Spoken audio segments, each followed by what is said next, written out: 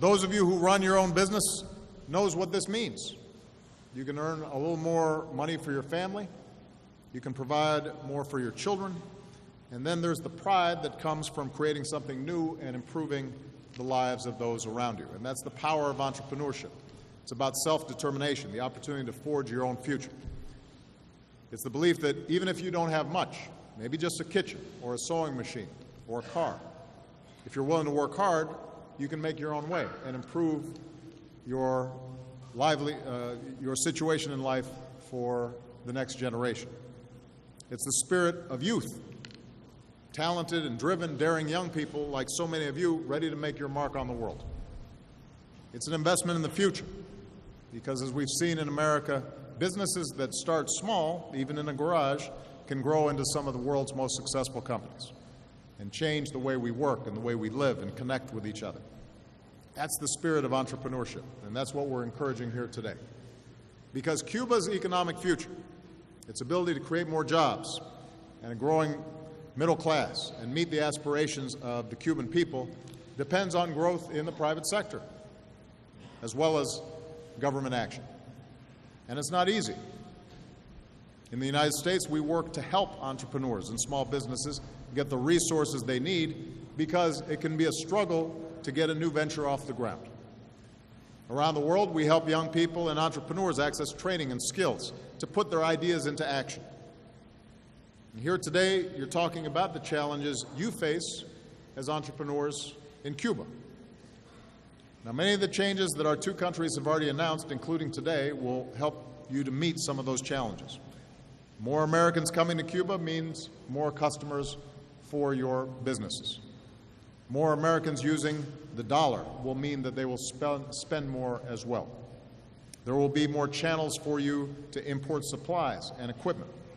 More Americans will be able to buy your arts, crafts, food, Cuban origin software, as well as, of course, Cuban rum and cigars.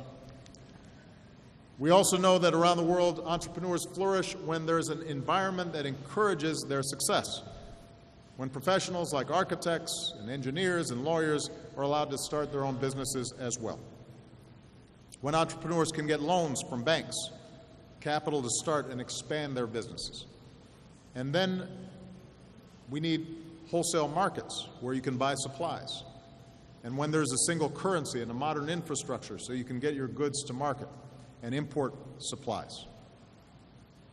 And perhaps most importantly, when everybody has a chance to succeed, including women and Afro-Cubans.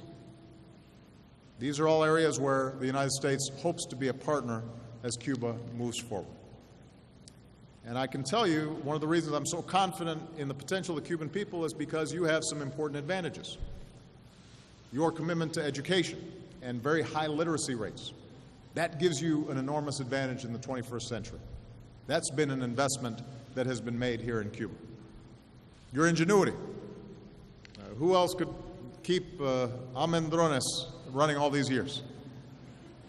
You've got more than 300 million potential American customers and one of the world's most dynamic cities, Miami, right next door. And you have more than 2 million talented, successful Cuban Americans, some of whom joined me on this trip, ready to invest in you and help pursue your dreams and have deep family commitments and deep roots in Cuban culture. So I'm absolutely convinced if just given a chance, more Cubans can succeed right here at home in the Cuba that you love. So I'm here today to say that America wants to be your partner. Around this visit, American companies are moving ahead with new commercial deals. GE is going to sell more products here, from aviation to energy technology. Kleber will be the first U.S. company to build a factory here in more than 50 years. They're going to build tractors for Cuban farmers. Starwood will become the first U.S. hotel that operates here in nearly 60 years. And Marriott plans to come as well.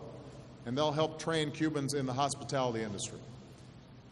The first Carnival cruise is expected to pull into Havana in May. We're also announcing some new commitments today. As part of our Young Leaders in the Americas initiative, we're going to welcome up to 15 young Cuban entrepreneurs to the United States to help them get the training and skills to grow their own business. For the first time, we'll welcome Cubans to our annual Global Entrepreneurship Summit, which I'll host in Silicon Valley later this year. And later this year, our Small Business Administrator, Maria Contreras-Sweet, who's here today. Where's Maria? There she is. She's going to lead a delegation of business leaders here to promote more entrepreneurship in Cuba. And we also want to help connect more Cuban entrepreneurs to the internet.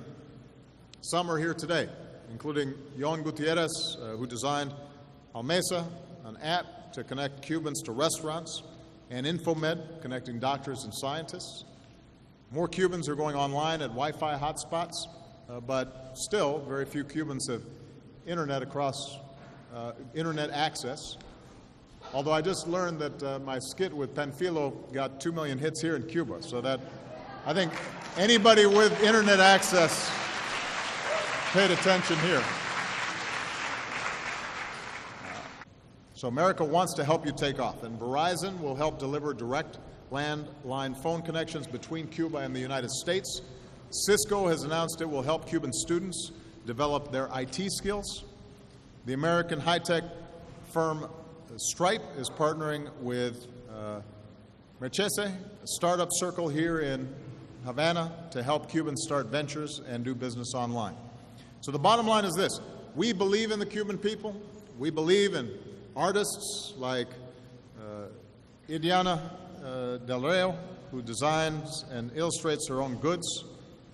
99% Cuban design, she calls it.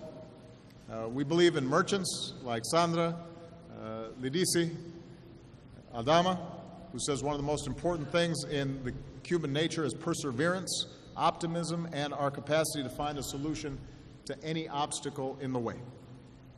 We believe in the entrepreneur who said, "I think these changes in Cuba, there's no turning back." And another who said, "This opens us up to the world." And one who also said, "Just give us the chance. Just give us the chance." Well, as your friend and as your partner, the United States of America wants to help you get that chance. And we're so grateful that we're off to this outstanding start at this event here today. I'll just throw out some questions as well. Where do you think, I mean, clearly she talked about wanting to learn about entrepreneurship in addition to capital and all these other things. What do you think is going to be the thing that changes Cuba over the next 2-3 years that will really help entrepreneurs in this country? Well, ultimately, it's going to be young people like some of the ones that we've heard, who are going to use their own imaginations and ideas to help develop and expand the Cuban economy. Obviously, the United States has a long history. We were built on entrepreneurship and on market-based principles. And it has produced wealth that's unmatched in the history of the world. I think Cuba, in part because of its history and seeing some of the inequalities that emerged in the old system, have been concerned about what a market-based economy does to the social fabric and to equality and to making sure that the progress that's been made in healthcare and education, that's not eroded, and you don't start seeing some of the patterns of inequality that existed before coming back. And I understand those concerns. I will say this, though, that in the 21st century, in a knowledge-based economy, in a global economy, for Cuba to grow, it's going to have to find ways to link itself with that global economy. And that's going to require some reforms internally here in Cuba. And what I said to President Castro was, given some of the history of mistrust between the United States and Cuba, given the fact that our embargo at the moment is still in place, it may be that it's not the United States that is giving them the technical advice they need in terms of how to make some of the changes and reforms in a way that is not overly disruptive. But there are other countries that have done this and made these transitions. There are countries that have a more mixed economy, but that have been able to develop strong entrepreneurs and a business class. And so Cuba should take ideas, steal ideas from wherever you see something working. Now, my advice would be don't steal ideas from places where it's not working. And there's some economic models that just don't work. And that's not, an ideological opinion on my part. That's just the objective reality that there's some economies that have had great difficulty in how they operate. And it gets harder and harder as time goes by. So I think that some of what's going to have to happen will be internal to Cuba, and that's not going to be determined by the United States. That's going to be determined by the Cuban government and the Cuban people. What I can say is that the business leaders, the U.S. business leaders who are here, and the American people are not interested in Cuba failing. We're interested in Cuba succeeding. We're interested in Cuba being a partner with us. We're interested in a situation in which, business people who are in Miami right now are taking a half-hour, 45-minute flight, or however long it takes, and suddenly they're in a thriving Cuba where they're partnering with Cuban businesses. Young people like the ones we've met today, they're developing their own business on their own terms. They may have international partners, but they're not being dictated to.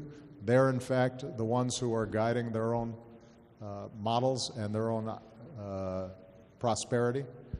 That more and more Cubans are seeing the concrete benefits of economic growth, and that economic leadership, which I believe can be compatible with good education and good health care and equal pay for equal work and all the principles that President Castro talked about at his press conference. That's our hope. That's our desire. When I initiated the change in policy, one of my arguments was that if something's not working for 50 years, you should stop doing it and try something new. And that applies to what the United States is doing. That also applies to what Cuba is doing.